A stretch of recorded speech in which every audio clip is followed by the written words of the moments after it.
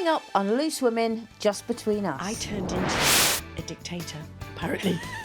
And the girls all said afterwards we were terrified. I do think we are a group of women that are hypochondriac. Because everyone is dying of something or thinks that something that's happening to them or they know someone, and it's always so dramatic. How could they possibly have a good time Without me. Without me there, more fool them. That's all after this. Loose Women, Just Between Us is sponsored by Mecca Bingo. And of course, it's about getting together, whether that's in your legendary bingo halls or online. In Mecca's chat rooms, players have their own lingo. I'm going to test you. First one, WD. Well done. Correct. Next, GL. Good legs. No, only joking. GL. Good luck. Yes. And finally, 1TG. One to go. You are on a roll. Discover even more at meccabingo.com. You don't even need a dabber. And it's not just about bingo. There are other games like Slingo, Slot, and even Loose Women Bingo. Players must be 18 or over. Terms and conditions apply. See meccabingo.com for details. Hello, this is Loose Women Just Between Us with me, Denise Welch. And me, Kelly Brook. And this is our space to really be open and dish the dirt. Every week you can send us your deepest, darkest, knottiest confessions, and we will do our best as loose women to just share with you our own life experience and help you with your problems. And you've sent us some very juicy tidbits, so let's have a look. Specs on. Okay. We've got one from Sue, who says she's battling with cliquey mates in a book group. I mean, we've all had, friendship ups and downs over the years, haven't we? So I'm looking forward to that one, Sue. Coming up a bit later, we've got Sarah. She wants us to weigh in on a dilemma about who gets to decide how to spend the money in her marriage. And don't forget, every week we wrap up with Loose Women's Loose Ends, where you send us your deepest, darkest secrets. Oh, I can't wait to be in the studio for this one. Do you know something before we start? Yes. I am still out of breath from those stairs. Our lift is broken, right, at the studios, and we had to come up like 3 flights. Kelly, you weren't even breathless. It worries me though, because, I know that stairs, can make people breathless, but I was ridiculously out of breath. It really panicked you, didn't it? No, but it really did, because when you're younger and something happens, there's a bruise, or you feel a certain way, or you've got something going on with your leg, you don't really care. But when you're my age, everything you get like that, I'm thinking, oh my God, what is that? What is that? I've got this other thing at the minute where my right foot keeps getting like a burning sensation. Right. And it's sort of going up my leg. And everyone says, don't Google. What's the first thing you do? Oh, no, Google. yeah. And basically, Yeah. you might as well be dead. Yeah. Well, first of all, don't Google. You chat GPT now, because Google is what we used to do. I've got to get onto ChatGPT. Oh my God. No, but I just think, I do feel like sometimes, like when I come to work and I'm in the loose women changing room or the makeup room, and everyone's kind of coming in, and I'm overhearing everyone's conversations, and I do think we are a group of women that are hypochondriac. Because everyone is dying of something or thinks that something that's happening to them or they know someone, and it's always so dramatic. Well, it used to be major gossip, and now it's like, hip replacements. Yes. And as I say, that the burning in my foot, the other thing It's that like I've got. tests have come back for this, tests are Yeah, going but out the for other that. thing that I've got, and Pauline, one of our makeup artists, has it as well, because my vertigo is here at the moment. Yes. And people think vertigo is still like fear of heights and everything. It is, but real vertigo is the spinning. So not only am I spinning all the time at night, which is just horrible, it's causing me to be... vertigo? Oh my God, Kelly. Oh, I get that. Kelly. I thought that was just anxiety. If I go to my... If I lie down at night, Yeah. right, I have to do it very slowly. I'm conditioned to do it now. Turning to my left, I'm all right. I turn to my right, it's this, I can count on it. 1, 2, 3, 4, spin. And it's like a roller coaster. Wow. And what it means is that now when I get in a car, especially electric cars, I am so sick. I've got my sickness tablets, but of course they make me drowsy, so then I'm moaning about being too drowsy. I've got my beta blockers for the anxiety.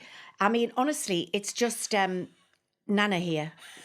I'm sorry you have to go I through have just that. run a marathon. So you are comparing yourself to someone that has done like 6 months of training and running. I've been running non-stop and I've just come back on holiday with my husband who's an athlete, and we don't lay down. We literally walk non-stop. Yeah, good for you. You still got your bad foot. I do actually. Actually, you should feel sorry for me because you went on holiday without me. I was supposed to come on that holiday and I couldn't come because of my bad foot. Oh so my I think God. you're doing all right. Okay. It didn't stop you getting to Spain, did it? No, it didn't. It didn't. But we did miss you. Okay, it's time for a break, but we will be back with our first dilemma after this. Welcome back to Loose Women Just Between Us. So, as we said earlier, our first dilemma is from the lovely Sue. Okay, here we go. So, I started a book club with some of my oldest friends years ago. There are about 8 of us, along with choosing a book together democratically. It was to ensure that we have a catch up and a gossip and a laugh too. So it was all well intended. Yeah. They always get together to talk about the books. However, it seems to have been hijacked by one particular member of the group. She only wants to talk about the book on her terms and very, very, very briefly, and has almost taken on a bit of a dictator role. It's also very playground. She has 2 other friends who constantly back her up when she states what the next meeting dates will be, with virtually no discussion. Then they spend a lot of time chatting amongst themselves in the kitchen when the meeting is meant to have started. It feels like being back at school with one bossy girl trying to call all the shots. How do I bring the group back together and save the book club and our long-term friendship? So let's talk about how you deal with that when it's all well intended. You get together with a group of friends to do something fun, and then you've got one person that wants to take bad over. apple. Has that ever happened to you, Denise? Yeah, kind of. Not in a book group, I have to say. But I think sometimes as you get older, I don't exactly know. Sue doesn't say how old she is, does she? But you know, I'm assuming that they're sort of slightly older women. People change, friendships change. You know, so just because the 8 of you were all on the same page, no pun intended, years ago, doesn't mean that you are now. What I would find difficult is I am so sensitive to bad vibes and gossipiness and bitchiness. I can't bear to be around it. And so I can only really equate it to a play that I did a few years ago. And there was someone who was behaving like this person, and it made me so paranoid. It was just awful. And I could see this person trying to form these little cliques. And she was quite manipulative. But it seemed to be aimed more at me. Or was I being paranoid? I really don't know. But I would probably say to Sue, is this person so important to you that you want to mend this? Or let them go off in their little splinter group and you keep the 4 or 5 of you that are really, really getting on. At the same time, if any of my girlfriends are listening to this podcast, a few weeks ago, after trying to get this together for, you know how long it takes to get a girls' trip together because you're all so busy, it's a nightmare. And we went to Cornwall. And one of my friends, who's not in our business, had said that for some reason, Keely, I'd love to do a TikTok dance. Right. I don't know why, but I thought it would be fun to surprise them. And so I found a dance school in a place called Port Wrinkle, which is very appropriate, Port Wrinkle for the Wrinklies. And we got this dancer to come along, and she was teaching us these routines. And I turned into a dictator, apparently. And the girls all said afterwards we were terrified. I hadn't realised that my friend Pam was such a bad dancer, and I was furious because she was ruining everything. So when we look back at it, we were all going that way and Pam was going that way. And I didn't find it funny. They found it funny. They weren't listening to what she was saying. I was screaming at the top of my voice. So I've sort of got a foot in both camps in the book club, really. I think you've got to manage expectations when it comes to TikTok It's because we've dances, obviously though. only got, we've only got Sue's word. Yes. And of course, I'm sure it's all accurate. But the person who she's complaining about might say,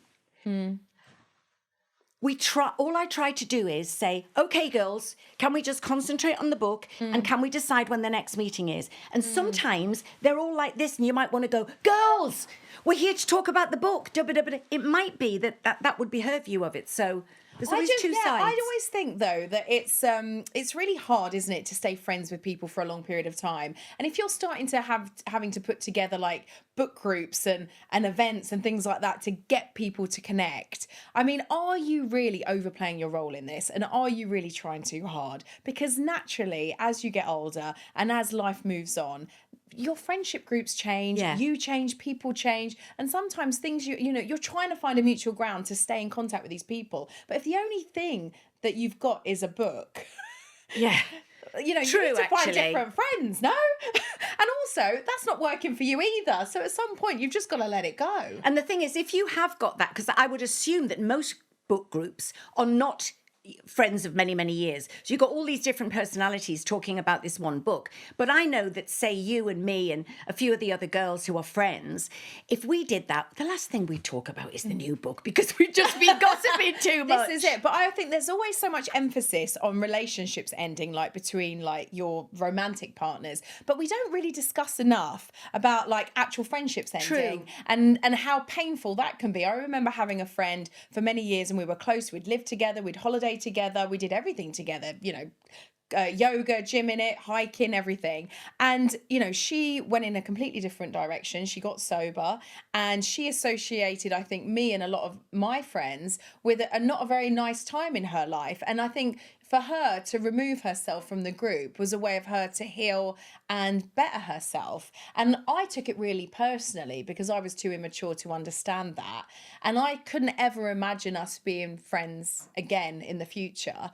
However, we met up recently and we had lunch together and it was really... like going back to the beginning. It was just like really mutual, but we'd both grown up. And all those issues and problems and insecurities and fears that were maybe...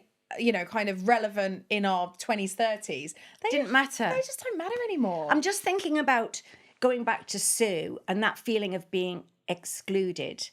I wish that I could be tougher about things like that. What, being rejected and... Yeah. Because, there was a time not so long ago, and I'll be perfectly honest with you, I just thought, put your big girl pants on, Denise. You're not really good friends with that group of people who have clearly been away for the weekend and you haven't been invited. Mm-hmm. Part of me is an arrogance of, how could they possibly have a good time without me? Without me, they're more fool them. But I spoke to Link about it and he said, darling, because he's so much more pragmatic and doesn't care about things like that. And he said, when was the last time you saw them? When was the last time you picked up the phone and talked to them? Yes, yeah. And I hadn't, No, this is but it. I still felt, and again, if it wasn't for bloody Instagram, you wouldn't see wouldn't know these they were things. all having But a the good thing is, time. I wanted to say to them, if you are going to exclude somebody, don't put it on Instagram. But at Denise, least... Instagram's not real. They probably had a time without you. But also, we're in very happy marriages, don't forget. And when you're in a happy marriage, sometimes you just want to be with your other half. We're blissfully codependent, you and I. Do you know, that is, it is so true because I never thought, I always used to think that I would have to have 10 men to be enough for me, to have the humour of my gay friends, the sex appeal of this, the this of that, the this of that, and good around the house and all that kind of stuff. And so I never thought I'd have it in one guy. And I mean, I know people at home would be going like, and all those sick emojis will be coming out. But I love spending time with my husband. Whereas I can understand that you're going to be a little bit more clingy and that for your friends if you haven't got a life partner. So I think that we are very lucky. I still love my friends, but I wouldn't say the relationship is... Well, to be honest, the relationships have had to change because I'm sober. Yes. And because Lincoln and I got sober together and we didn't do AA, we didn't surround ourselves with sober friends. Mm-hmm. So all of my friends who don't have a drinking problem, but they all drink. So it has changed the type of things that if I saw that two of them had gone out for a meal because they were going to go on a bit of a bender, I wouldn't be upset about that because I know it would be, we're not going to ask Den because she'll be so bored because she doesn't drink. Yeah. So the friendships have definitely changed in that respect. Yeah. But I love them, and if they're having a party, I'll go early doors, and when they start getting on it, I'll just But I'll you're just healthier leave. and happier for it, aren't you? I definitely am. Yeah. And I think that they are happier and healthier for me being sober. I've got a friend, she messages me, like, when are we meeting up? I'm the only one keeping this friendship alive. And she will message me that every month. And we put dates in, and then it never happens. It's really hard. But it is hard. It is hard. And yeah, we've all got our role to play in this. I think keeping a friendship alive is a lot of work. You know. So maybe it's time to cull the ones that maybe are not making you feel good. Yeah. And just keep the ones that matter. Yeah, exactly, Sue. I hope that's, been of help. And as Kelly said, maybe forget the book club, because the friends that you're really, really close to, you'll stay in touch anyway. Yeah. And don't forget, we're always looking for our next confession, our next problem here at Loose Women, just between us. So if Sue's dilemma has sparked something in you that you'd like to ask us, run something by us, confess to us, then go to loose.women@itv.com. We'll be back with our next dilemma after this. Loose Women, Just Between Us is brought to you by Mecca Bingo. Everyone needs a break, even from podcasting. And it's time to take a Mecca winning moment to have a cuppa and share a little something that has made us smile this week. What's made you smile this week? Well, I'll tell you what, it probably didn't make my neighbours smile, but I was out late the other night, came back, forgotten my keys. I was locked out. My neighbour very kindly has got a key, but it was like sort of 11:30 at night, so I had to knock on their door. And they sort of appeared at the, like, all bleary-eyed, obviously had been asleep, but they were so lovely, they didn't say a word. Gave me my keys, let me in. So So you're sweet. really lucky to have lovely neighbours. If they ever do that to me, I'll be well grumpy. Okay, and on that, shall we get back to the podcast? And don't forget, for more Mecca winning moments, head to meccabingo.com. You can also find T's and C's there. Players must be over 18 and please always be gamble aware.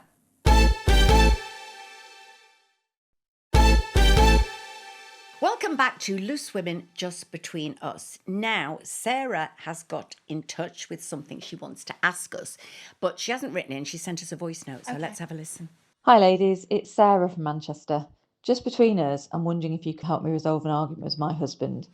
We've spent the last 5 years doing up our house. We've worked really hard trying to finish it, and now we've only got the kids' bedrooms left to do, which we've got the last bit of our budget earmarked for. However, Steve is turning 50 next year and has decided that instead of spending the money on much needed windows for the boys' bedrooms, he wants to build a full-blown bar at the bottom of the garden, which he plans to use to throw a massive birthday party. He's really excited by the idea, and the parcels have already started arriving with smoke machines and disco lights and things. I run my own business as an interior designer, so the inside of our house is obviously really important to me. And as the boys' rooms are still in a mess, I don't think an outside bar is priority. I don't want to be a massive killjoy, and I love a party as much as anybody else, but I just feel that the money would be better spent on our kids' bedrooms and finishing the house. What do you think? Am I being sensible or ruining Stephen's dream? Wow. I think being sensible is ruining Stephen's dream. Do you? I do, because I just feel like, look, we all want a nice house and we all want nice things, but ultimately these milestones come along, like, how often? And I think to not mark your 50th, like, when are you going to be able to do that again? I think it's important. And I think it's important in a relationship that you can't all just be your way or the highway. I mean, the thing is, if they have really been scrimping and saving for 5 years and so haven't been partying, possibly never having holidays, I can see that Steve wants a blowout. He's gagging, yeah. I can also see that Sarah's thinking, great, so while you're down there with all your rowdy mates getting hammered, the boys have got cardboard on their windows in the middle of winter. How drafty is it? Yeah, exactly. I mean, they can just put on a jumper.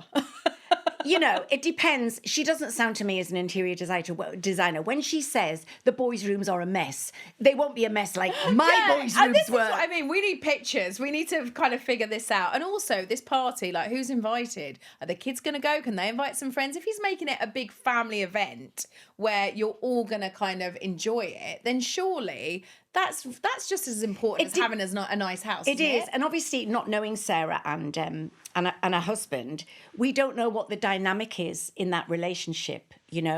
Is it constantly that poor old Sarah has to carry the brunt of the money in the house because her husband is a bit of a spendthrift and all of that kind of stuff? So I can understand that.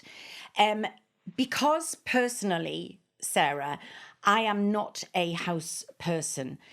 I love, like you said, I love my house. Yeah. But we've got bits in there that haven't been done for, like, there's a sort of a plinth in the lounge and it just needs varnishing. Yeah. You know, it just needs, go to the hardware shop and get some varnish, but it never gets done. To some people, that would be a nightmare. Yes, You know? yeah. And to me, and I always remember, I think I may have told this story on the show before, it's where your mind is. And 100 years ago, when I was in Coronation Street, there was this department store that used to be there called Kendall. It's not there anymore. And my friend came back from lunch one day and she said, oh my God, remember this is 25 years ago. And she'd seen this table, which I think was $2,000 25 years ago. Yeah. And she was prepared to go without everything to have this table. And I remember looking at her and thinking, how many holidays could you get for that table? Yeah.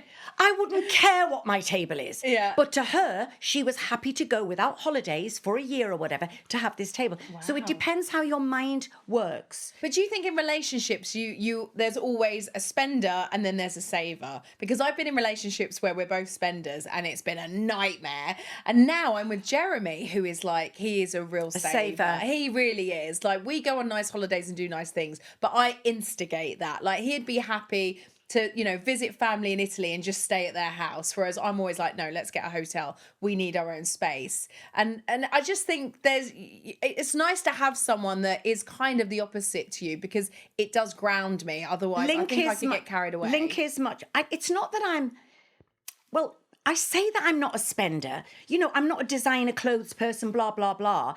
But the pot seems to go down with me, even if I'm working every blooming hour God sends. It's like, why is everyone else's pot going up and mine's going down? I don't know. Because my dad was hopeless with money. I am terrible with money, Kelly, and I don't understand it. I have numerous issues, and so I'm so thrilled that that Lincoln is much more like Jerry. He doesn't love a spreadsheet, but he knows where every penny is. Yes. He's the most generous person in the world, but he does know where every penny is.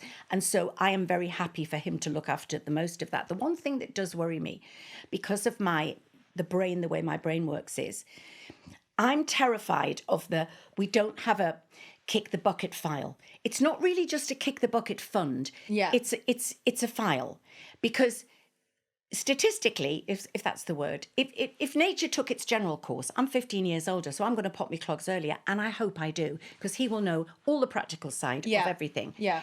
If he died before me, like Joan Collins says, she's got a young'un. If he dies, he dies.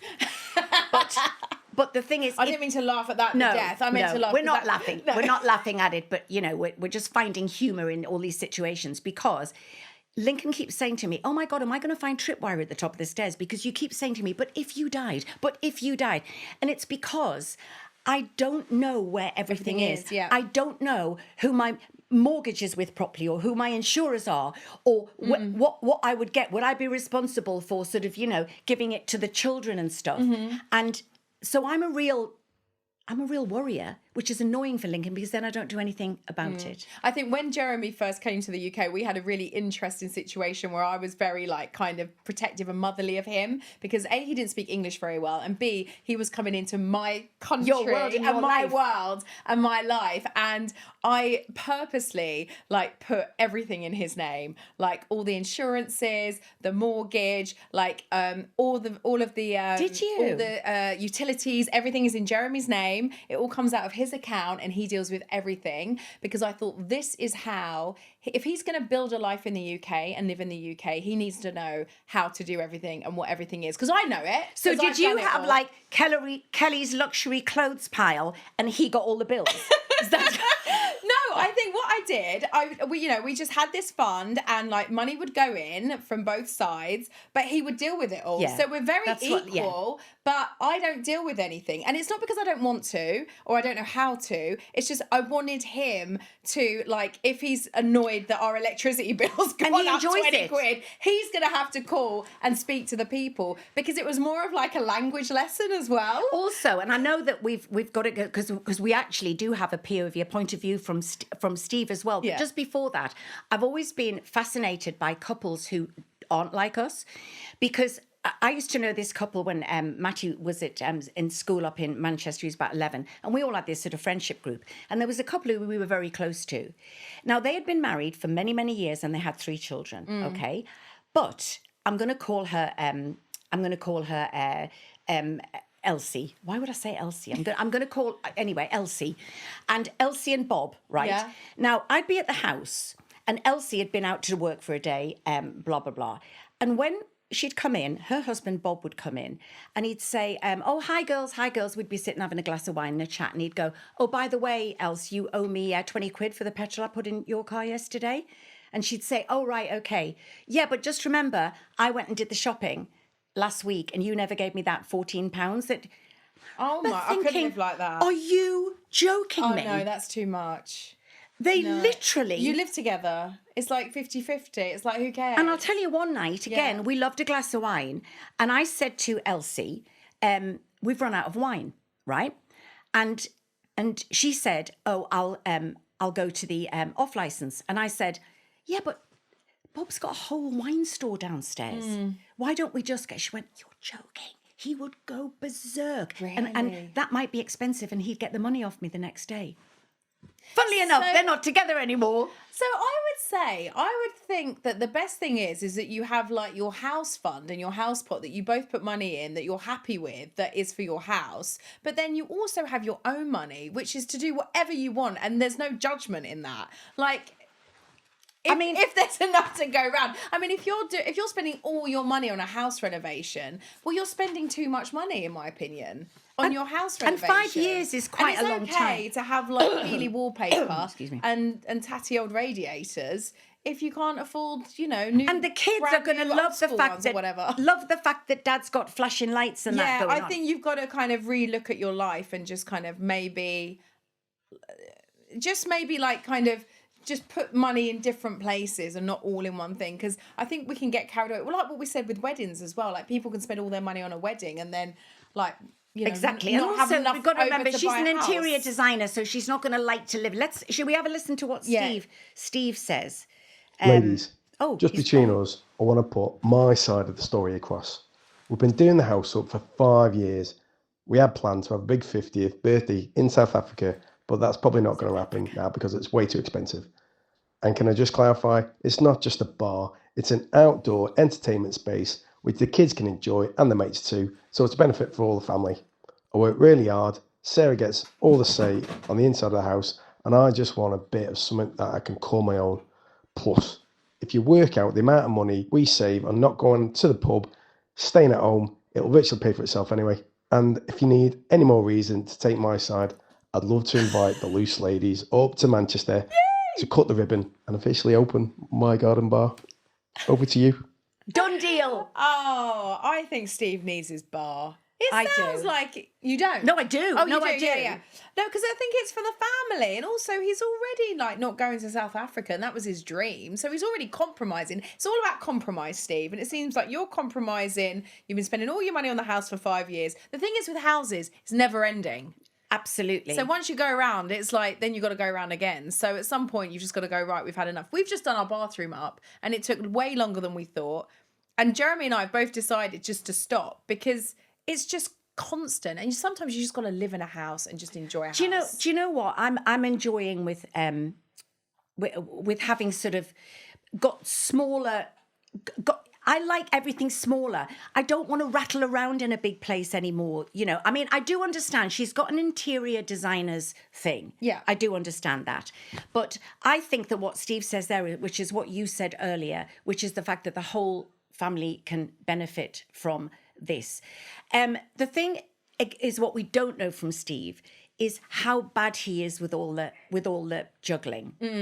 Well, this is it, and that's the other point I'd like to make. I call it man maths or men maths, and this is like, so basically, what we had a leak in our bathroom, and instead of just calling someone in to fix the leak, my husband goes out to the shop, buys all the equipment, and tries to fix it himself, which costs, say, £200, and to get someone in, it would have been maybe 120, just for them to put a little bit of sealant around the bath.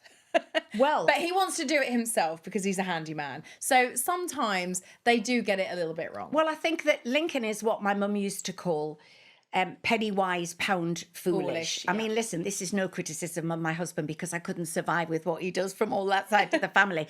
But there are some times that he'll have gone and bought himself a lovely new car, which he works harder than anybody I know, and he can have any car in the world he wants. And that's fine. But then I'll say, we've got to get those electrics sorted down there. And he goes, well, I'm sure. I mean, how much is that going to cost for that? And I go, oh, my God, you've just been out and bought yourself a car and you're moaning about what the electric's going to cost. Do the plinth. Yes, exactly. I'm going to come and do that plinth. I'm good. Please come and do the plinth. I'll sand it down. I'll give it a lovely varnish. Oh, my God, please. But anyway, listen, Steve, we, just by your voices, we know that this is not a major serious dilemma. We can tell that there's a lot of love there. And I think that the boys, if they know that Dad's going to have a brilliant party and that they can invite some of their friends, I'm sure that they can wait a little bit longer to have the perfect bedroom. Absolutely. Well, thank you so much, Sarah and Steve. Now, as you know, at the end of every Loose Women podcast, we have our Loose Women, Loose Ends. This is where we want you to send us your confessions, no matter how scandalous. We'd love to hear them. And Kelly, I think you've got this week's confession. Here is an anonymous confession. Oh, right. Oh, here we go. Naming no names. I've never told anyone this, but once after a big night out, I woke up dreaming I was doing a wee. Or at least I thought I was dreaming, but I was in fact stood over the kitchen bin, weeing and peeing like I was on the toilet. I managed to empty and clean the bin in the next morning, and my flatmates were none the wiser. I have never been so mortified. Denise Welch. Oh, no, sorry. It wasn't Denise. Well, the person that will relate to that is Link. Because when my dear old dad, Vin, was here, and he was, of course, a legend in his own lunchtime, you know, and a big friend of Loose Women and everything. But obviously, he needed more wheeze as he got older. Anyway, Lincoln took Dad to somebody's 50th years ago in London. And he said, why I shared a room with your dad, I've got no idea. I can't remember who booked it, why it was, but they had 2 single beds. And they had 1 wardrobe. And Lincoln said that he thought he was dreaming. But he woke up the next morning to put his suit on for the wedding, soaking wet. He thought that he'd dreamt that he'd seen Dad get up, open the wardrobe door, and wee all over the clothes. But he had in fact done that. He had in fact done that, and it was Lincoln's suit. There you go. I mean, listen, we cannot, anonymous caller, if we were going to get into people wetting themselves and more, we'd be here all night. Yeah, so believe you me, you are not the only one that's done that. Yes. We're not just loose up there, you know. So that's it for this episode of Loose Women Just Between Us, and we hope that you've enjoyed it. And don't forget to keep sending us your problems and dilemmas, and we will do our best to help you out. And that's loose.women@itv.com. Right, that's just between us. Goodbye. Bye.